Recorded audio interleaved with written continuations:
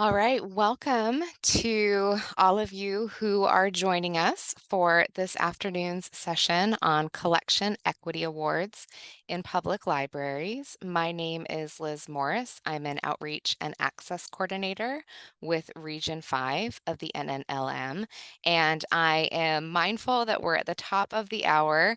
I'm going to give it maybe 30 more seconds so that other folks from the waiting room can continue to join us.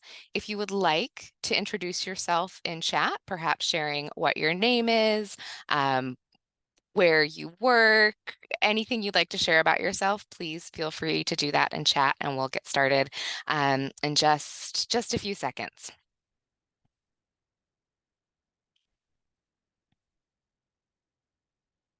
Okay. All right, it looks like our waiting room has fully been transitioned. So again, welcome. Thank you for being here. For those that just entered the room, my name is Liz Morris. I'm an Outreach and Access Coordinator with Region 5 of the network of the National Library of Medicine. And I will be your host for this afternoon's session, which is focused on Collection Equity Awards in public libraries.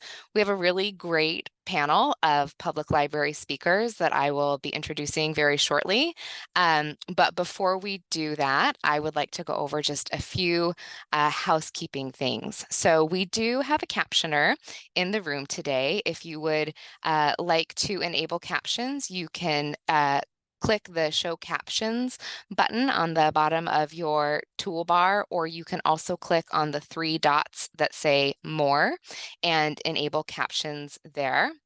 We do have everybody in the room muted by default, but if you have any questions or comments for our presenters as we go along, please feel free to put those in chat. My colleague Maddie will be monitoring all of those questions, and we're going to pause at several points to take questions and explore comments. So feel free to use chat liberally. Maddie will also be providing links to some of the resources that we mention in chat. And one of those links that she'll post right now is a link to the NNLM Code of Conduct, which we ask all of our participants in our events to please adhere to. The session is being recorded and will be available in the symposium platform for 30 days following this event. And it will also be available long-term at the NNLM YouTube channel. And for those of you who are interested in continuing education credit from the Medical Library Association, please be aware that we will not be providing a direct link in this session, but the evaluation form for the symposium will come to you via email after Friday's closing session. And you can also access the evaluation beginning Friday afternoon in the lobby of the symposium platform. So that's our housekeeping. Thank you for bearing with me. We will go ahead and kind of get to the bulk of our session. So just as a quick reminder of our goals today, we hope that as a result of being here, you will understand a little bit more about Region 5's funding priorities and some of our current or future award opportunities. We also hope that you'll learn about health collection development projects in very unique library communities. And we hope that you'll discover some NNLM resources for use in your own collection development efforts. You will be hearing from representatives from 3 different public libraries in Region 5. Barbara Bruxfort is a library services manager at San Bruno Public Library in California. Marianne Herning is a director with the Clatskanie Library District in Oregon, and Haley Lagasse is director of library services at North Bend Public Library in Oregon. This panel or this session is structured as a panel conversation, so I'm going to ask them to introduce themselves in greater detail in just a few minutes. But before we do that, I'd like to turn it over to my colleague, Emily Hamstra, who is our assistant director, to tell you just a little bit more about our funding program. So welcome, Emily. Thank you. And Liz, could you share the slides? Am I not sharing the slides? Well, that's embarrassing. It's okay. Let me get those pulled right up. So while we're getting those pulled up, you can continue to introduce yourself in the chat, and we will be sharing some links too in the chat throughout this presentation. So I'm going to talk a little bit about the Collection Equity Awards, the purpose of the awards, what we've done in the past, and then give you some more context for this award. So Region 5, NNLM Region 5 offers many different types of awards. We currently have two awards open, one is for technology improvement and the other is for outreach and engagement. Maddie just put both of the links to those in the chat. So if you have any questions about those two awards, please feel free to contact me after this presentation. So that said, we have those two awards, but this presentation is going to focus on a different award that we've offered in the past. So we're going to focus today on the Collection Equity Award. This award has funded library collection development that amplifies diverse voices writing on health and medical topics in an effort to improve equitable access to health information. This award was first conceived by our colleague, Michelle Spots, who's here today. I see her in the audience and I can't help but call you out, Michelle. It's good to see you here. Michelle has retired, but this award was something that she implemented while working in Region 5.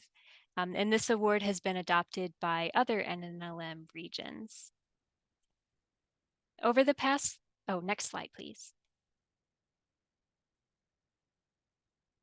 Thank you.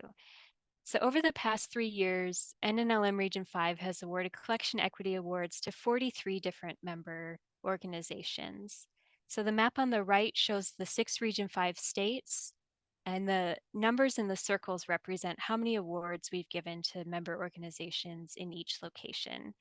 So starting with Alaska, we've given out 3 awards, Washington 5, Oregon 12, Nevada 3, California 18, and Hawaii 2.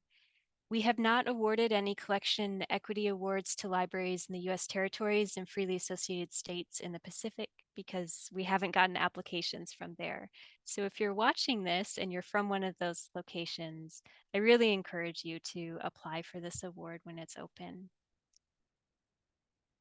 Each organization received $1,500 through this award and was able to use the award to purchase materials for their collections. So the awarded libraries purchased materials for their collections and then were reimbursed by NNLM Region 5 for their costs.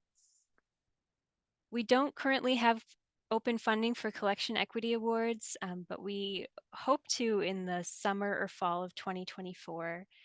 We do learn details about our budget in late spring or summer, so it's really hard for us to say if we're going to have these awards available and when they will be available. We do anticipate that there will be some changes to this award just to bring it more in line with how other regions are conducting their collection equity awards. And it is possible as part of that that this award will focus on public libraries and community-based organizations going forward. When we have funding available for this award, like any of our other awards, we post a notice on nnlm.gov, which is our website. And if you're in Region 5 and you have a user account for nnlm.gov, you're automatically set up for our email newsletter. So you get that weekly digest every week on Tuesday, and that contains information about our funding opportunities. If you're not signed up for the weekly digest and you'd like to, Maddie's going to put a link in the chat for you to sign up that way. Next slide, please.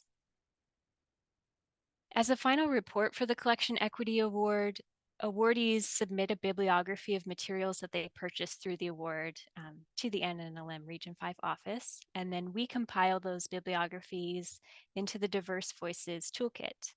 This toolkit includes lists of titles for adults, teens, and children, and all of those lists are downloadable. And Maddie just put the link to in the chat for that collection. The titles that are included in the toolkit, they are not vetted by Region 5 staff in any way. These are purely a list of titles that have been purchased with the funding. But this is a great resource for those of you who do collection development in your library. So please check that out. And Liz, I'm going to hand it back off to you now.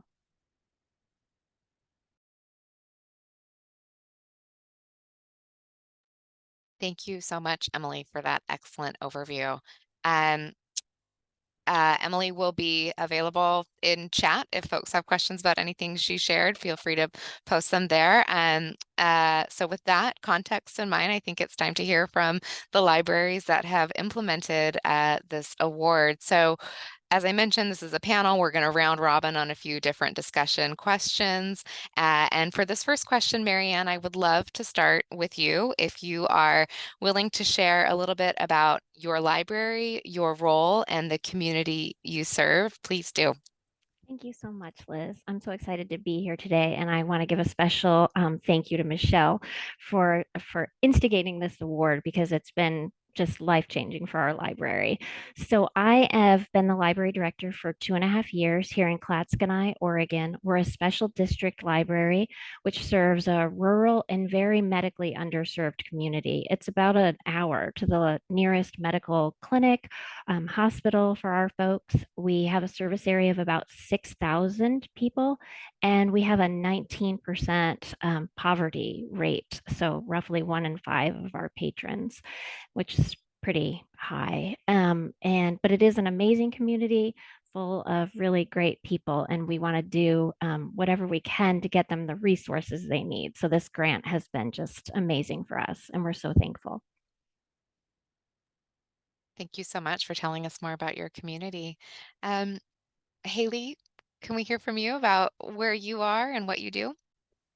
Hi, I'm Haley, and I'm the director at the North Bend Public Library, which is located on the southern coast of Oregon. So I like to tell people we are the Bend of the Bay and not in Bend, Oregon, but rather on the southern coast. Our designated library service population as a member of a library district is about 14,000 people, but our services are available to our full county. So I would say that our actual service population is more around 20,000 people. Our library has 12 staff members, half are full-time and half are part-time. And similar to Marianne, our library is a little isolated because of our location. I know many of you probably saw the news about the winter storms in Oregon last week. And while we didn't have that bad weather, some of our gas stations did run out of fuel because they weren't able to reach us because of the storm. So I think that's an interesting something. I certainly didn't anticipate being a problem when I moved here, but I think it illustrates the challenges that people who live here, while it's beautiful and a lovely place to live, great community, we are a little isolated. And so we have limited access to healthcare and to, I would say, specialized medicine. We have a great local hospital, but for a person's specialized care, or if they wanted to access additional information about their conditions, they really have quite limited resources to do so. And so we recognize that the library is important in that way. Thank you so much, Haley. And wow, that image of that resource constraint is just kind of mind-boggling. Thank you so much for sharing that. An important reminder for sure of the different infrastructure in our different communities or lack thereof. Barbara, I would love to invite you to introduce yourself and your community. And is it okay if I share the slide that you shared with me? Yes, sure. I won't talk about all of the things on there because we're going to talk about that a little bit more, but yeah, go ahead. So my name is Barbara Bruxford. I'm Library Services Manager at the San Bruno Public Library. San Bruno is in the Bay Area, California, and it is actually the city where the San Francisco Airport is located. There's kind of an island of San Francisco Port Authority land in San Bruno that holds the airport. As you know, the San Francisco Peninsula is a very wealthy area, but we do have really concentrated communities of need as well in the San Francisco Peninsula, and San Bruno is definitely one of those areas that has a lot of people who don't have quite the rich information access that other parts of the city or other parts of San Mateo County have. Our project involved a partnership with the schools and a wellness fair, which I'll talk about a little bit more later. And I apologize for my dogs barking. And then our community has a high Spanish-speaking population. And then the second most common language in our community, I think it's like 25% Spanish, and the next most common language is Tagalog. So we do a lot of collection development in especially Spanish. And so I really appreciate being able to purchase materials related to health and wellness in Spanish as well as English. Thank you. Thank you for providing that context, Barbara. And I think I have yet to be in a meeting of library workers where people are sad about animals. We love the cats, we love the dogs, we love the lizards. So thank you for sharing your doggos with us. I would love, I'm going to put you back on the spot if that's okay, because I know we're going to get to the specific projects and specific collections in a moment. But before we do, I'd love to hear from all of you, just kind of broadly, how does collection development happen at your library? Barbara, if you could start us off there, please. Yeah, so our library is part of a consortium of different fiscal agencies in the county of San Mateo, and we cooperate together on some aspects. We cooperate together on some e-resources. We share a catalog, but we are a single branch or a single city library within that context. We have access to other libraries' resources, but we do our own collection development. So our e-collection is shared between the consortium, and then we do some of our own local ebook collection as well. And that's distributed through the staff. So I do children's and young adult and Spanish collection, and then I have other colleagues that address other areas of the collection. Thank you. That's helpful to understand. Haley, how about you? How does it happen where you're at? Similar to Barbara, my library is part of a library service district. So we share our materials across 2 counties, and we also share the majority of our electronic materials, but purchasing and selection is made by each individual library. So at mine, most of our full-time staff members are responsible for a portion of our collection. For example, our teen and emerging adult librarian selects materials for that audience, and our children's librarian for hers. They're given an annual budget for materials, and for the most part, work independently on selection. We work together as a group to maintain the existing collection.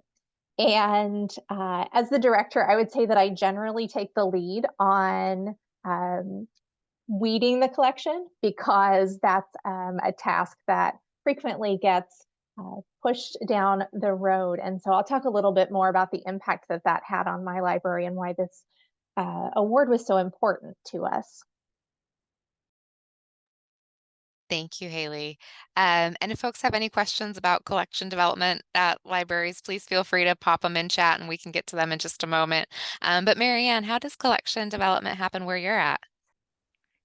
So we're a single library and it's me. I have 3 part-time staff and I do all of the collection development. I base some on what our patrons request that I can't get through the ILL service. But prior to me becoming the director here, I believe that they just simply got all of their books through donations.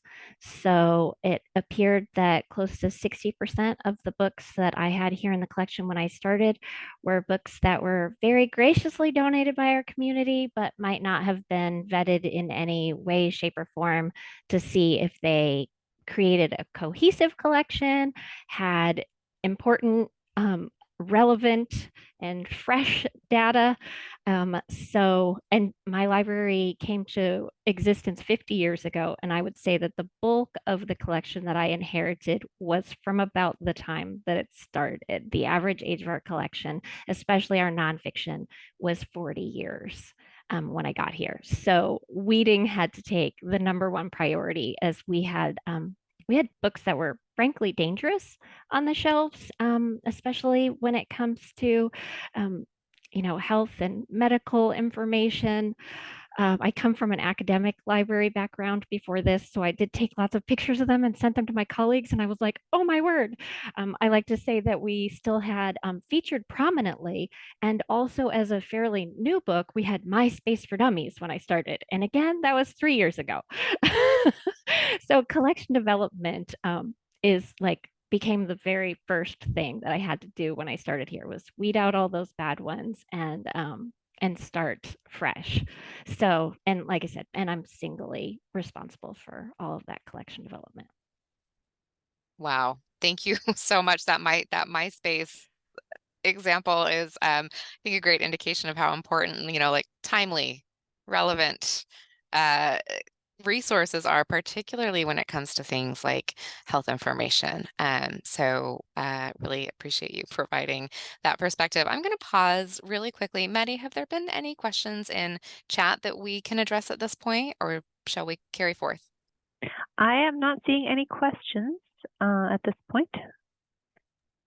Okay, so I'm going to move us on to our next question then, which I think is kind of our the big one where we get to hear, about your specific projects. So Haley, I may ask you to start. I know you mentioned that weeding was a part of this, but would you just tell us about your project, what inspired you to apply for this particular award, and maybe the seeds of how you came up with the idea? I'd love to. So, our inspiration really came from my library's strategic plan.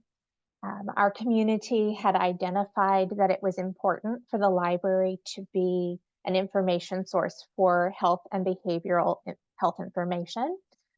They told us that there were a lot of community-based organizations addressing those issues in our community, the high need, but they were overwhelmed by the multiple sources of information, and they really wanted the library to serve as a clearinghouse, if you will, to help them begin their journey on caring for themselves in this way. And they also set a priority of increasing services to teen users. So we actually benefited through 2 rounds of funding from the Collection Equity Award. And so for our first round application, we aimed at improving the collection resources, particularly for seniors, because we serve a large number of seniors in our community, on health and behavioral health. And then second round focused on materials for teens and young adults. Our total budget for new materials each year is about $50,000 annually, which is great for a library of our size, but it also still means that a grant of this size is a significant amount of money for us.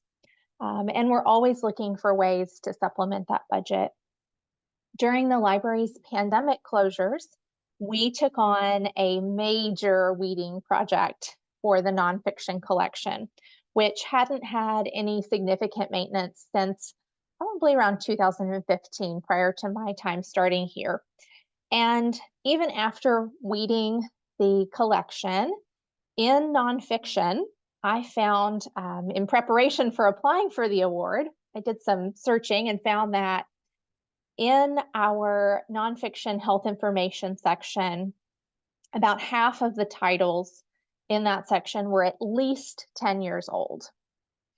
And we also had only 17 titles under the subject heading for psychology, and 6 of those 17 had been published before 1980. And so, similar to Marianne's situation, it was pretty obvious that the materials we had were not only sufficient to meet the current needs of our community, but also they were probably dangerous, certainly misinformation. And so we really focused on updating those 2 collections.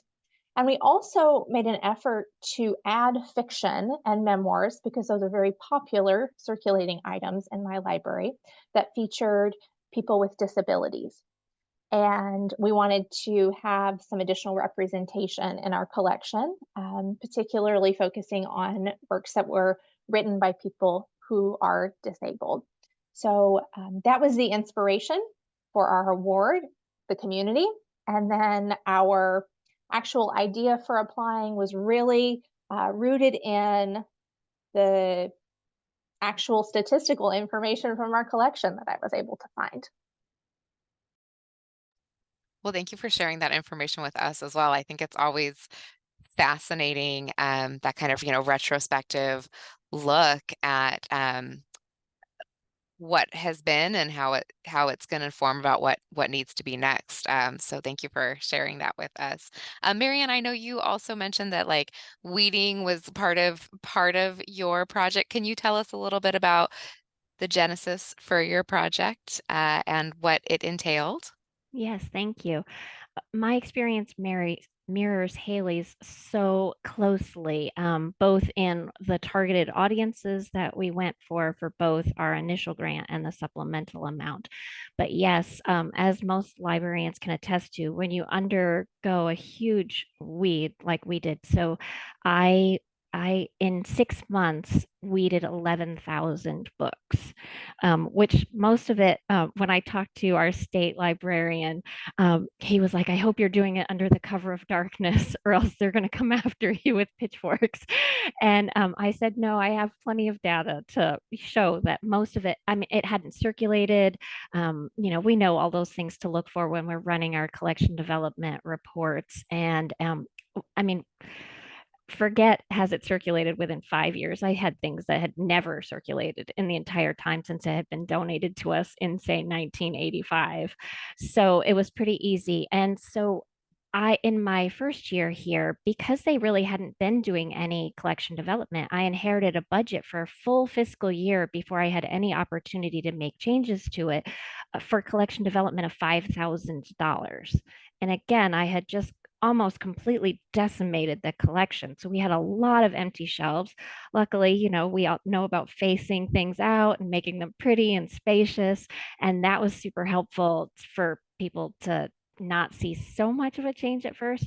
And finding grants that allow you to put them specifically towards collection development is sometimes difficult. A lot of times they seem to be specific for programming and so, which is amazing and great, but I had no money. I didn't have any books. And so it was so amazing to see this, specifically targeting what we needed, which was relevant, current health and medical books. So, again, because we are in a very rural, underserved population, our highest rates of poverty are among older women. So we did, and we also have the population that was using our library at that time was tended to be more senior citizens. And also rural communities sometimes, even though they not only do they lack access to medical services, they also don't really want to go to them. And they're like, I'll just find a book on it, which is cool in some aspects, but also, less than ideal if you don't have great relevant books to steer them towards. So that is what we targeted for our first collection, was to get just health and wellness books that kind of covered the gamut, that were new and relevant. And the second time around, that was the next year, we saw an increase in teens using our library, and we had no teen nonfiction whatsoever. So it primarily went towards getting books for the teens that were nonfiction. And I do want to say that the first collection toolkit had come out from the first round of grantees, and they are fabulous resources for folks that are looking to build their collections. They were amazing, and we used a tremendous number of those titles to get our teen books specifically. So I'm really appreciative of the time that went into that as well. So, and rural communities know how to spend your dollars. So we have so many books that came. I can't remember the exact numbers. I should have looked them up, but we were able to purchase just it's my whole health and science collection right now is just through the grant money that we received. So you can make it go a long way.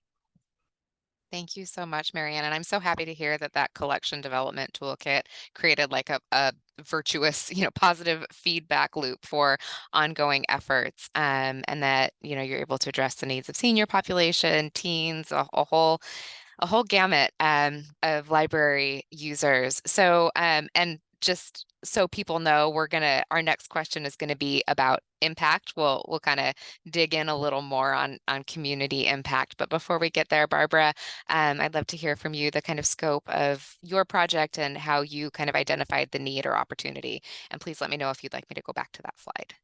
Oh, that's fine for right now. Well, yeah, I guess you could go back to that slide because I'll talk about that project. So, with the first round of funding, I was super excited to find out about the award because it really fit in with this project that I was doing with the school district. And for the interest of fitting it all on one slide, I only put the English flyer, but there's reverse side and Spanish flyer as well. So, we have a partnership with the wellness coordinator for the San Bruno Park School District, and we have a history of participating in the wellness fairs that they have at their school.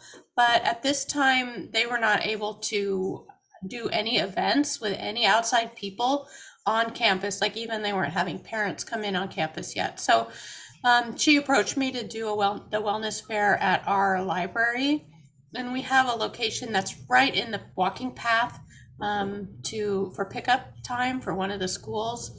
So we were already planning this to celebrate mental health awareness. And when I saw the grant opportunity, I was super excited because we were able to just really beef up our collection in Spanish and in English for all ages around particularly mental health. And that's how we focused the first round. And then the second round was focused on health more generally.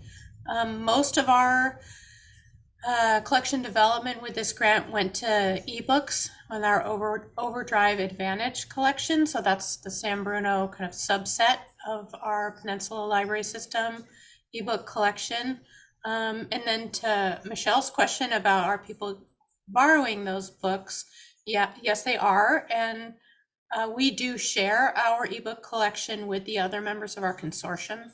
So that reaches all of San Mateo County. So not only are San Bruno residents using it, but other cities' residents are using it as well. That's great to know that there's this extended reach of that collection, which I think kind of brings us naturally into like the impact portion of our discussion. So our next question is, how has your library and community benefited from this project? Is there anything else you would like to say about that, Barbara? I would just say that, for this wellness fair, we partnered with 14 community organizations. Some of them the library had contact with, and some of them the school district had contact with. And because it was at a city facility, we were able to bring in like the police department and also the health and wellness and unhoused outreach group that the city contracts with was also attending at the wellness fair. So it was not only an opportunity to put all these people literally in the path of people who are picking up their kids from school, it also exposed a lot of them to the library resources that we had that they were not aware of. And they also were a little bit astonished at the library's ability to convene and to bring an audience to them. So several of the people from different organizations said that was the most rich tabling experience they had had. So I really encourage librarians to use the the community building aspect that you already are doing to think about convening community groups around health and wellness. I love that phrase you just used, putting people in the path. I think that's a really powerful way to frame the really like catalytic role that public libraries can play in their communities to bring all these different stakeholders together and in the path of great resources and services. So thank you for sharing that. I'm going to ask Marianne if you'd like to speak a little bit about library or community impact from this project, please do. Well, we were able to bring in all of these really new, fresh, relevant titles, and we showcase those on all of our social media channels regularly. So every week, as new books were coming in, we would promote them.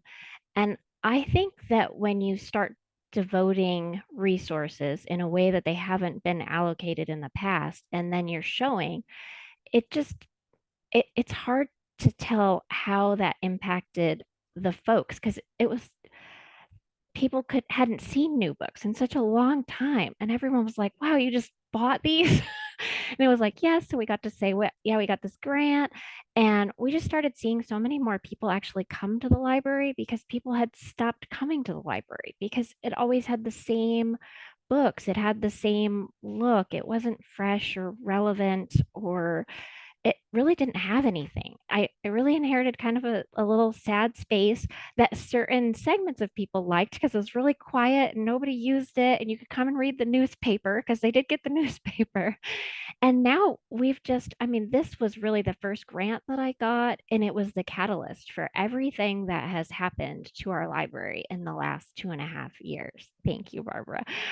We just have like right now, you can't hear it, but we're having a STEAM event this afternoon for kiddos.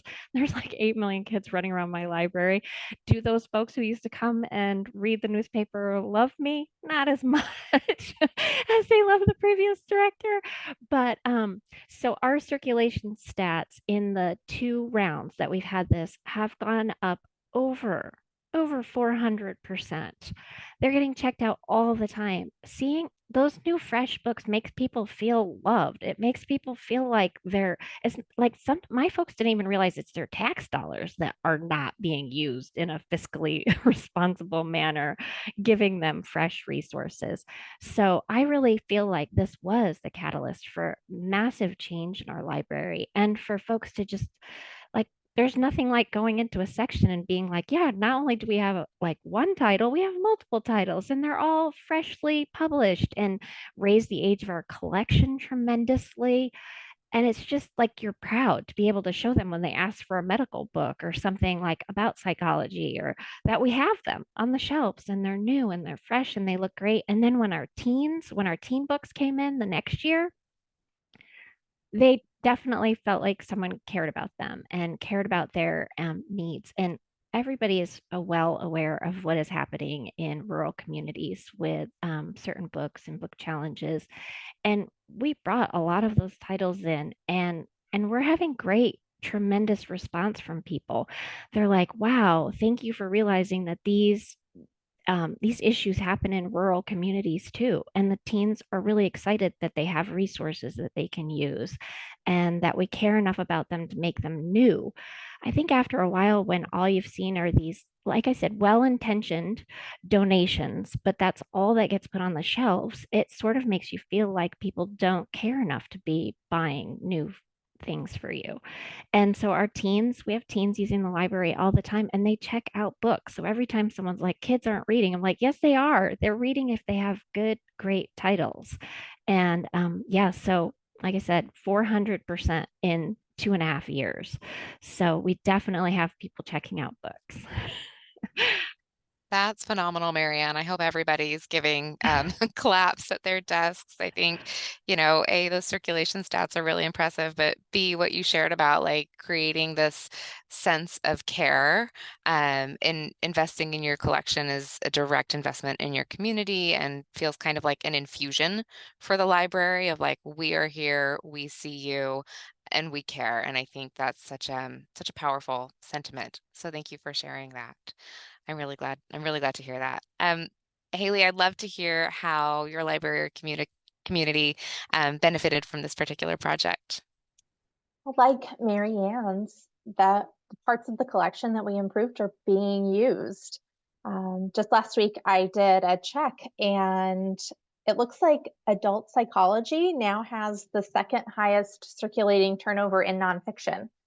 And diseases and conditions, which isn't a very exciting subject heading, but is number 4.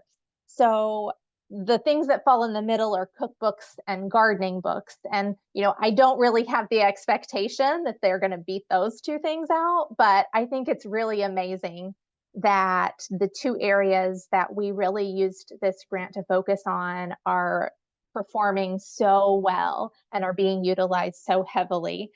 I would say also in regards to the second round of funding that we received, we focused on materials for young adults. And through the process of implementing our grant, we had some unique opportunities to connect with some of the organizations in town that serve teens. So we did reach out to our after school drop-in center and to our Pride organization that has a very active youth group and ask them for their recommendations. Did they have books that had been helpful to them or that they would like to check out? And we added those to our order list. We wanted to make sure that the items we were purchasing did support the queer experience. And similar to Marianne, we wanted to purchase items that promoted health access for LGBTQIA+ youth because of our rural location. So I think a great measure for our outcomes is that this month we were invited to partner with that same Pride organization to offer a youth leadership and advocacy training. So we've got that great benefit of a collection that's now being used and that is providing relevant and current information. But in the same way that Barbara talked about, it has really facilitated some new relationships with folks in our area. And I saw a question pop up in the chat. How did you identify the two areas? I think, and you can correct me if I'm wrong, but I'm guessing that you were referring to the areas in the collection of psychology and diseases and conditions. Is that correct? If the person that could ask could clarify, that would be great. Yeah. So my circulation and ILS software allow me to look at checkout rates based on subject headings. And so I was able to pull that information using my ILS. I'm not sure if that answers your question or not, but hopefully it does. And I'll go ahead and pause here. Our next and final question is going to be about applying for the funding and kind of best practices for approaching grants. But I think I will pause here and see if there are questions that we'd like to address about these projects. So Maddie, if you would like to give people the permission to unmute themselves, I think that might be easiest. Sure. And yeah, I'll pause. A couple of questions. Well, let's see. Michelle Spots asked a couple of questions earlier, although I'm not sure if they may have sort of been addressed during the conversation. So I'll just read, is it all right if I read Michelle's first question here? And please do. Okay. So she asked questions for panelists. One, how has the use of your overall collection changed since your major collection development efforts? And two, are the materials purchased with the awards being circulated? And I did hear some responses to those, but if you wanted to go over that briefly. I could add definitely that seeing the checkout rates of those new books, because they were centralized to those locations, did help me advocate towards my board for more funding in my collection development. Once they saw that new books check out more, they were willing to raise my collection development budget overall. So that did have an overarching help.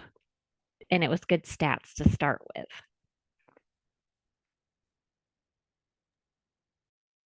Thanks, Marianne. Maddie, are there other questions that have come through chat that we should address? I am seeing Michelle has put in a comment and asked, given your success with this experience, what's next?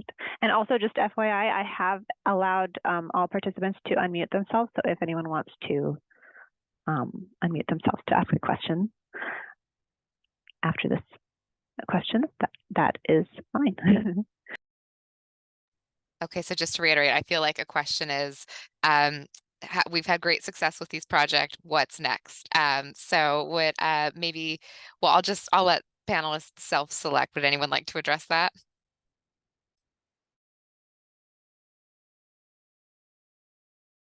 I would just say, for me, when I think about this collection development grant, what it did for me was give me experience with working with the National Library of Medicine, and I really appreciate that experience, and I'm more. It expanded my world a little bit in who I could partner with, and made me more aware of what you're doing. So for me, that's where the next steps might come in terms of other partnerships or other resource sharing and taking advantage of the many resources that you have. And I'll say that this has given us the opportunity to catch up where we were behind and now set us up for an easier time, better success moving forward. So our staff now have a more regular schedule for assessing these parts of our collection. We actually went through our nonfiction section and assigned kind of best practice what increment of time we were going to look at various sections of the collection. So something like health information is going to be updated more frequently than World War II history. I also think that this has given us the opportunity to learn more about what our library patrons need. So we purchased a larger quantity of materials than we would in a typical year because we were catching up on the updates and we had this grant funding. And so now we are able to observe which subsections of these areas are most important or most frequently used. So for example, we recognize because of other information that we had about our community that addiction is a big issue for many people in our community. And what we are seeing in our circulating collection confirms that. So those materials that we purchased are actually circulating at a little bit higher rate than the others. And so we can prioritize moving forward in our collection development what is most important for us to keep updated. What do we need to replace when it goes missing or doesn't get returned? So having a more complete collection, more comprehensive collection gives us that insight into what sort of health information our community needs. Thank you, Haley, for sharing that perspective. I think, you've spoken, you spoke earlier about kind of aligning this project with your library's strategic goals and doing the hard work of prioritization when there are so many competing demands in a community. And I feel like there's this really interesting relationship around what's happening in collections can help inform programming, partnerships, not just the resources that are being made available, although that's wonderful. It's a piece of the larger puzzle. And it sounds like this has allowed your libraries to kind of see that whole a little bit more. And given that, you've taken this strategic perspective, I'd love to kind of bring us to our question around tips, tricks, or best practices for potential public library applicants seeking funding. I would say, please feel free to address this either seeking funding from NNLM or just seeking funding for their great work in general. I'd love to hear everybody's thoughts on that. Oh, and Haley, can I start with you? Sure. So I talked before about my strategic plan, and this is a tip that I learned from a professional grant writer. She told me, make a strategic plan first before you begin to even look at grants, because it is much more effective and you'll be more successful if you know what you need rather than having grant opportunities pop up in your email and then trying to make a project that fits the grant requirements. And so I think that is my number one tip, is to make sure that you have a clear understanding about what your library and community priorities are. And, I will share this because I'm in Oregon and I know that it's within our network. My library has a limited budget. We've talked a lot about that today. And we actually benefited from a grant from the Ford Family Foundation that provided technical assistance to do our grant. And I know that support for something like that is also available through many state libraries. So I would really encourage anyone who has gaps in their funding, really understands that they're going to need to seek support from outside organizations like NNLM, and foresees that they're going to be applying for grants, to take some time and really think about your strategic priorities. And then once those are done, fortunately, like I did with this grant, I was able to just take that information and use it to inform my application, which makes for, I think, a really compelling application. Thank you. Marianne, is there anything you would add to that from your library? Just that I really appreciated. I thought this was a streamlined process that you put together. And like I said, it was the first grant that I had applied to after being the director here. And it's really, it was super easy, I thought, to go through the process with that information, like as Haley was saying, that make sure you have your data beforehand, make sure you know what segment you want to reach. Does the goal of the grantor match what you have in mind? Make sure those are aligned before applying for it. But I thought you guys had an amazingly streamlined, very easy to follow guidelines.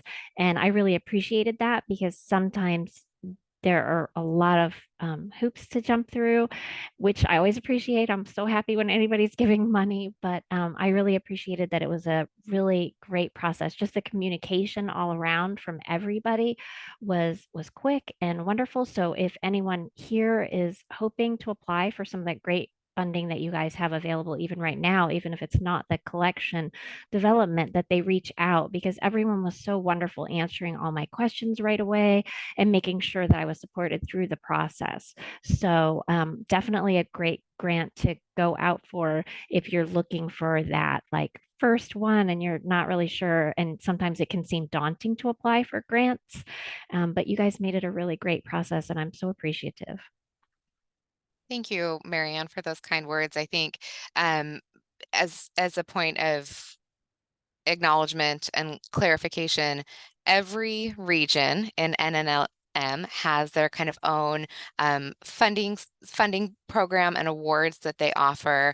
What is common across all regions is that we really, really do try to approach it as a highly collaborative process, and to kind of help reduce any anxiety about the nerves about approaching a potential funder. We really treat it as a collaborative process, and we love when people reach out to us early in the process so that we can begin offering that support. So thank you for acknowledging that, and I'm glad it was useful for you.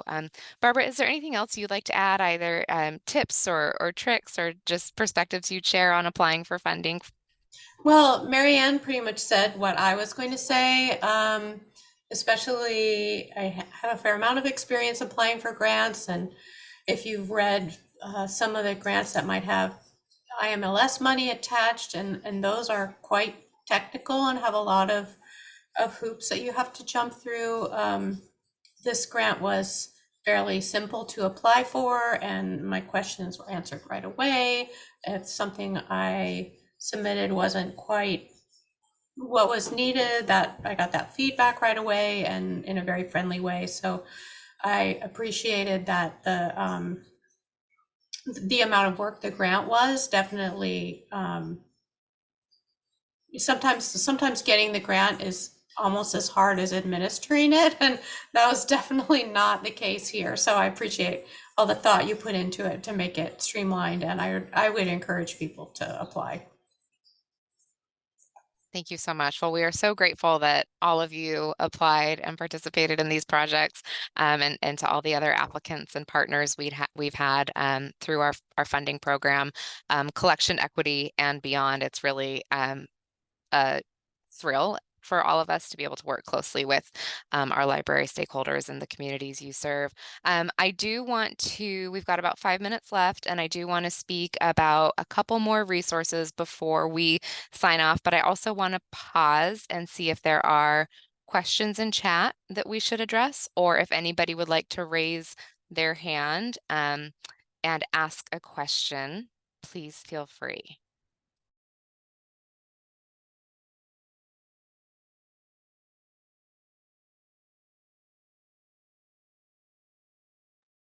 Okay, Maddie, I don't see hands or chat. Am I missing anything? I'm not seeing any either. So I think we're Okay. good. Okay, then I will close us out. So again, I want to really thank our panelists, Haley, Marianne, and Barbara, for your time, your expertise, your generosity in sharing your stories. If you'd like to hear more stories about Collection Equity Awards, the NNLM Discovery Podcast is a great podcast that highlights funded projects all over the country.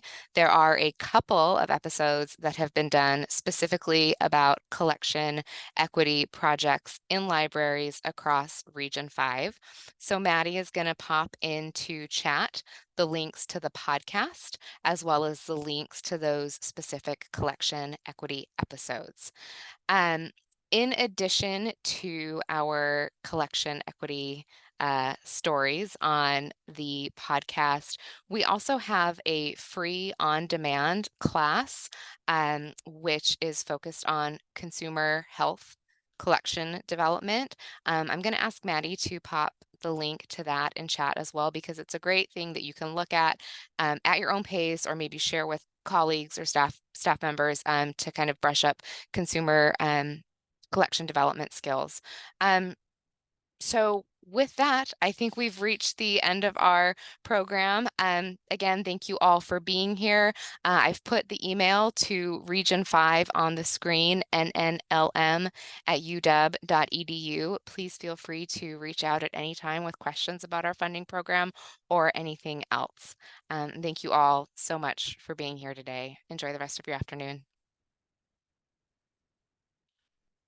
Maddie, can you please stop recording? And I'm going to